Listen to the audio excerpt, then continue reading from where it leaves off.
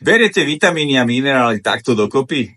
Tak to ich môžete rovno spláchnuť do záchoda, pretože niektoré sa doslova bijú. Ráno si dajte vitamín C a železo. Spolu sú silné kombo, ale nedávajte si vápnik ani horčík, inak sa železo nevstrebá.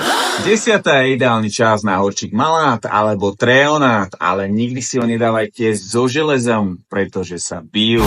A taký chróm je ideálny na lačno alebo s jedlom. Pomáha stabilizovať cukor v krvi. Na obed super kombo vitamín D a omega-3. Berte ich spolu, pretože vitamín D sa lepšie vstrebáva s tukmi. A zinok si dajte po jedle, ale nikdy nie s horčíkom, pretože spolu súperia a horšie sa vstrebáva. Večer si dajte horčík bisglycinát, ktorý vás upokojí a budete môcť lepšie zaspať. Draslík?